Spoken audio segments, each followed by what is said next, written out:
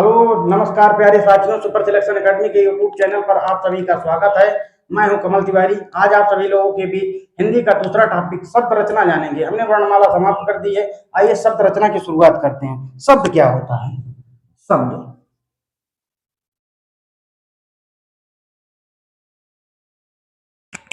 वर्णों के सार्थक संघात को वर्णों के सार्थक संघात को शब्द कहते हैं। वर्णों के सार्थक संघात को शब्द कहते हैं।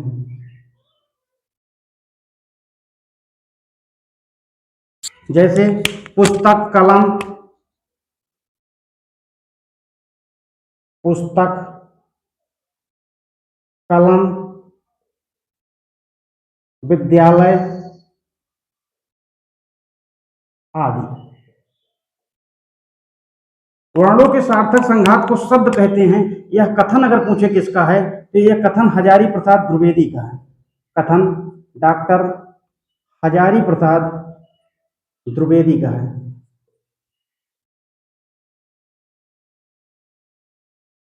द्विवेदी का है।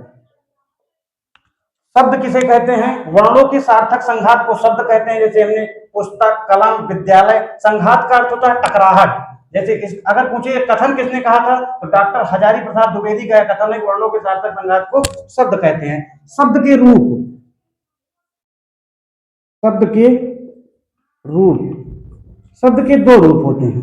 कितने रूप होते हैं? शब्द के दो रूप होते हैं। ये दो रूप होते हैं। कौन कौन से? एक होता है शब्द का सार्थक शब्द, एक होता है सार्थक शब्द, दूसरा होता है निरर्थक शब्द।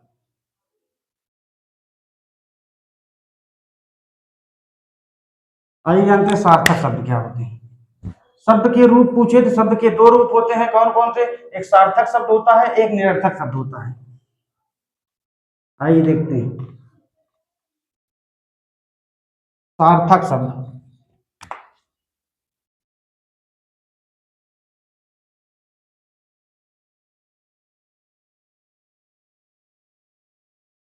सार्थक शब्द जिन शब्दों का अर्थ होता है, सार्थक का अर्थ होता है अर्थ सहित। सार्थक का अर्थ होता है सार्थक का अर्थ होता है अर्थ सहित।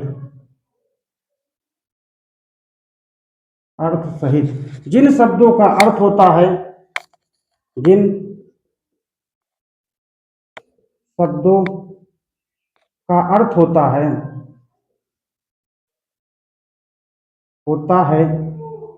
उन्हें शब्द का सार्थक रूप कहते हैं। शब्द का सार्थक रूप कहते हैं। सार्थक रूप कहते हैं। जैसे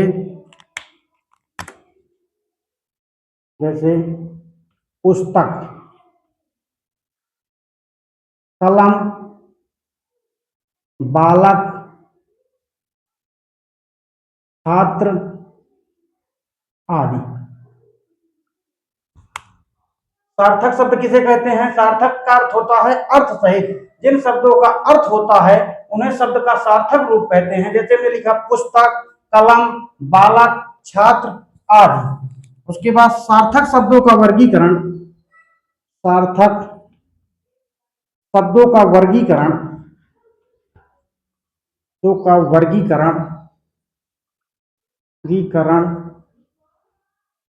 मुख्य रूप से चार जगहों से किया जाता है। मुख्य रूप से चार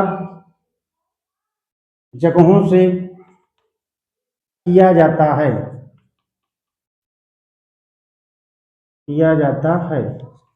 आइए जानते हैं निरर्थक शब्द क्या होते हैं। निरर्थक शब्द निरर्थक का अर्थ होता है बिना अर्थ का। निरर्थक का अर्थ होता है निरर्थक का अर्थ है बिना अर्थ का।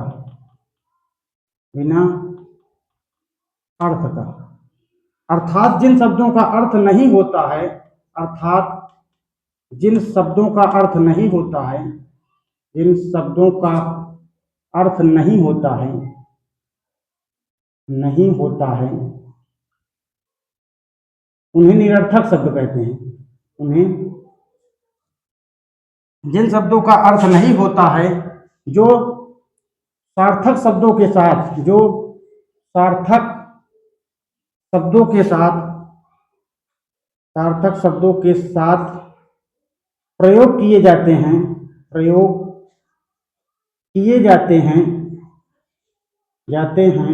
उन्हें निरर्थक शब्द कहते हैं, निरर्थक शब्द कहते हैं। निरर्थक शब्द होते हैं, निरर्थक का अर्थ होता है बिना अर्थ का, जिन शब्दों का अर्थ नहीं होता है, जो सार्थक शब्दों की सहायता से या सार्थक शब्दों के जो सार्थक शब्दों के साथ प्रयोग किए जाते हैं, जो सार्थक शब्दों के साथ प्रयोग किए जाते हैं, उन्हें हम क्या कहते हैं? निरर्थक शब्द कहते हैं। जैसे जैसे हमने लिखा चाय, ये सार्थक शब्द, इसके साथ हमने कहते हैं वाय। उसके बाद हमने लिखा खाना, मतलब वाना। उसके बाद रोटी, ये सब सार्थक शब्द है, लेकिन सार्थक शब्द के साथ ओटी आदि क्या है? निरर्थक शब्द है। निरर्थक शब्द वो होते हैं जो सार्थक शब्द के साथ प्रयोग किए जाते हैं, उन्हें हम क्या कहते हैं? निरर्थक शब्द। चाय वाय, खाना वाना, रोटी वोटी। आइए जानते हैं सार्थक शब्दों का वर्गीकरण मुख्य रूप से 4 जगहों से किया गया है। कौन कौन से होते हैं, आइए जानते हैं सार्थक शब्दों का वर्गीकरण।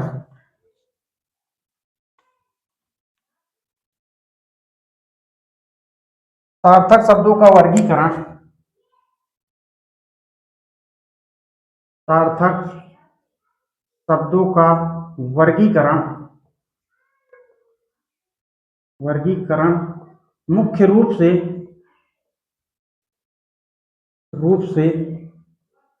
4 मुख्य रूप से 4 जगहों से किया जाता है, जगहों से किया जाता है।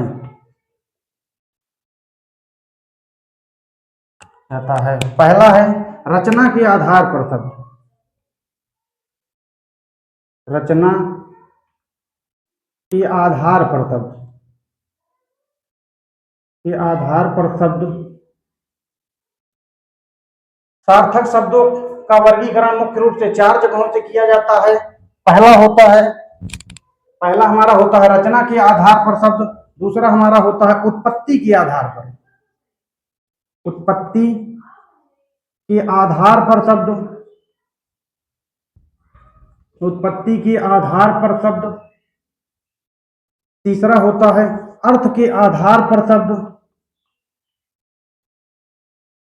अर्थ के आधार पर शब्द। और चौथा होता है विकार या परिवर्तन के आधार पर शब्द, विकार या परिवर्तन के आधार पर शब्द, के आधार पर शब्द। सार्थक शब्दों का वर्गीकरण पूछे तो मुख्य रूप से 4 जगहों से किया जाता है। कौन कौन से? पहला होता है रचना के आधार पर शब्द, दूसरा होता है उत्पत्ति के आधार पर शब्द, तीसरा होता है अर्थ के आधार पर शब्द, चौथा होता है विकार या परिवर्तन के आधार पर शब्द। आइए जानते हैं रचना के आधार पर शब्द, उत्पत्ति के आधार पर शब्द, अर्थ के आधार पर, विकार या परिवर्तन के आधार पर शब्द के कौन कौन से भेद होते हैं। पहला डालिए रचना के आधार पर शब्द। रचना के आधार पर शब्द के 3 भेद होते हैं।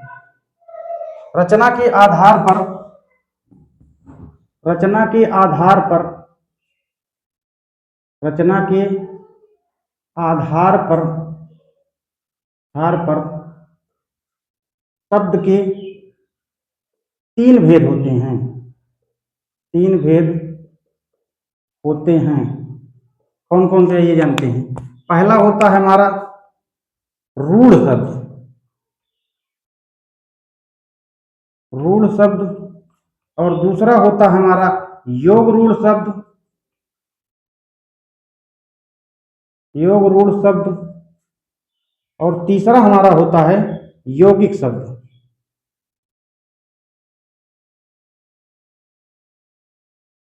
यौगिक शब्द। रचना के आधार पर शब्द अगर पूछे तो रचना के आधार पर शब्द के तीन भेद होते हैं। कौन से? पहला होता है रूढ़ शब्द, दूसरा होता है योग रूढ़ शब्द, तीसरा होता है यौगिक शब्द। उसके बाद उत्पत्ति के आधार पर शब्द, उत्पत्ति के आधार, उत्पत्ति के आधार, उत्पत्ति के आधार पर शब्द के भेद। उत्पत्ति, ये दूसरा पॉइंट हमारा है, दूसरा उत्पत्ति के आधार पर शब्द के भेद, शब्द के भेद। उत्पत्ति के आधार पर शब्द के कितने भेद होते हैं? उत्पत्ति के आधार पर शब्द के चार भेद, मुख्य चार भेद, मुख्य चार भेद तथा कुल पांच भेद होते हैं, तथा कुल पांच भेद होते हैं, पांच भेद होते हैं। अगर पूछेगा उत्पत्ति के आधार पर शब्द के भेद कितने होते हैं, तो मुख्य चार भेद होते हैं उत्पत्ति के आधार पर, तथा कुल कितने भेद होते हैं? पांच भेद होते हैं। कौन कौन से होते हैं आइए जानते हैं। पहला होता है तत्सम शब्द, तत्सम शब्द, तत्सम शब्द। दूसरा होता है हमारा तद्भव शब्द, तद्भव शब्द। और तीसरा होता है हमारा देशज शब्द। चौथा होता है हमारा विदेशज या आगत शब्द कहते हैं, विदेशज या आगत शब्द कहते हैं। और पांचवा होता है हमारा कौन सा? संकर शब्द। कुछ विद्वान जो हैं संकर शब्द को उत्पत्ति के आधार पर मुख्य भेद में शामिल नहीं करते हैं, इसीलिए उत्पत्ति के आधार पर मुख्य कितने भेद हैं? चार भेद हैं, तथा कुल कितने भेद हैं? पांच भेद हैं। इन्हें मुख्य भेद में शामिल संकर शब्द को नहीं किया है। संकर शब्द को, संकर शब्द को मुख्य भेद में शामिल नहीं किया गया है, मुख्य भेद में शामिल नहीं किया गया है, शामिल नहीं किया गया है, किया गया है। अगर कुल भेद पूछे उत्पत्ति के आधार पर तो पांच भेद होते हैं, लेकिन मुख्य पूछे तो चार, यही चार होते हैं हमारे। कौन कौन से? तत्सम शब्द, तद्भव शब्द, देशज शब्द, विदेशज या आगत शब्द।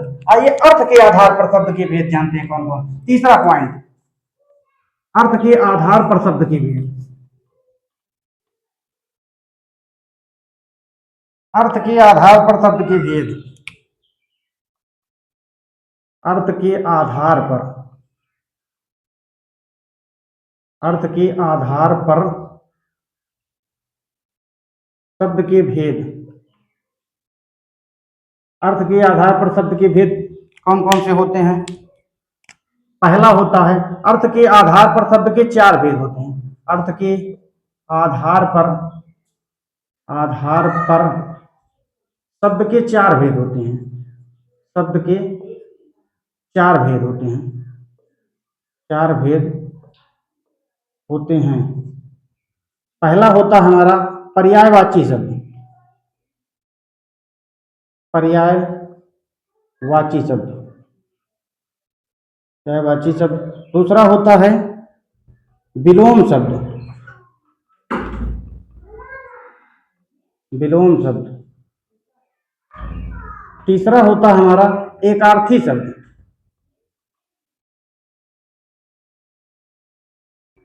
एकार्थी शब्द। और चौथा हमारा होता है अनेकार्थी शब्द,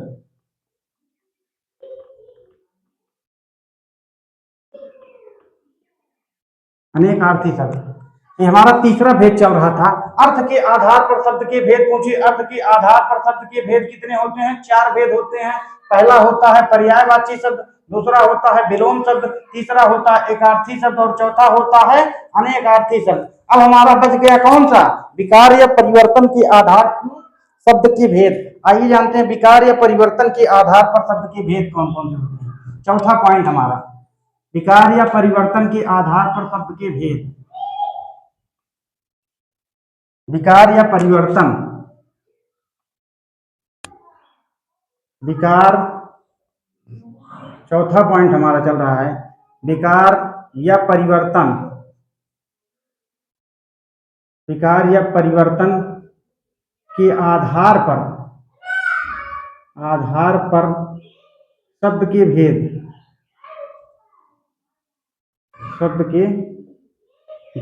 विकार या परिवर्तन के आधार पर शब्द के भेद।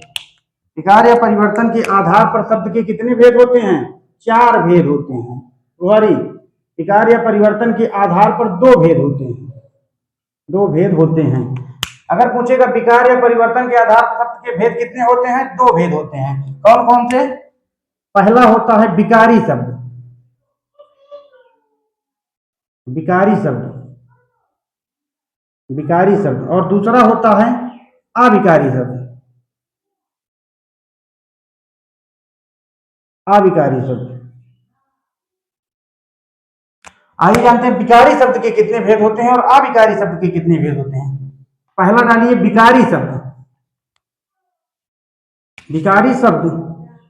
विकारी शब्द कहते हैं जो शब्द लिंग वचन काल कारक का प्रभाव पड़ने पर परिवर्तित हो जाते हैं, उन्हें हम क्या कहते हैं? विकारी शब्द कहते हैं। लिख लीजिए, जो शब्द लिंग वचन काल कारक का प्रभाव पड़ने पर, काल कारक का प्रभाव पड़ने पर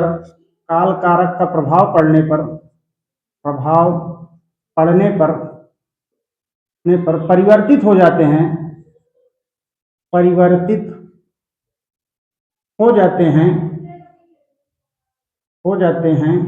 उन्हें विकारी शब्द कहते हैं। विकारी शब्द कहते हैं। जो शब्द लिंग वचन काल कारक का प्रभाव पड़ने पर परिवर्तित हो जाते हैं, उन्हें क्या कहते हैं? विकारी शब्द कहते हैं। विकारी शब्द के भेद पूछिए। विकारी शब्द के 4 भेद होते हैं। विकारी शब्द के भेद 4 भेद होते हैं। 4 भेद होते हैं। कौन कौन से होते हैं? आइए जानते हैं। पहला होता है हमारा संज्ञा। संज्ञा क्या है? विकारी शब्द है, संज्ञा। दूसरा होता है हमारा सर्वनाम, और तीसरा होता है हमारा क्रिया। उसके बाद चौथा होता है हमारा विशेषण होता है। विकार या परिवर्तन के आधार पर शब्द के 2 भेद होते हैं। पहला होता है विकारी शब्द, दूसरा होता है अविकारी शब्द। विकारी शब्द कहते हैं जो शब्द लिंग वचन काल कारक का प्रभाव पड़ने पर परिवर्तित हो जाते हैं, उन्हें हम क्या कहते हैं? विकारी शब्द कहते हैं। विकारी शब्द के भेद पूछेगा तो 4 भेद होते हैं। संज्ञा, सर्वनाम, क्रिया, विशेषण हमारे कौन से हैं? विकारी शब्द हैं। आइए जानते हैं अविकारी शब्द के भेद कौन कौन से होते हैं। अविकारी शब्द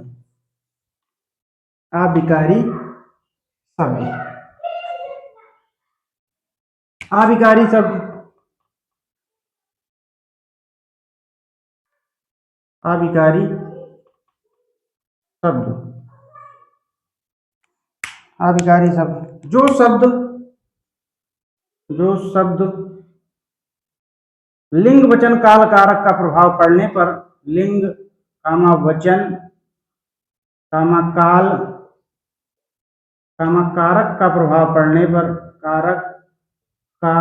प्रभाव पड़ने पर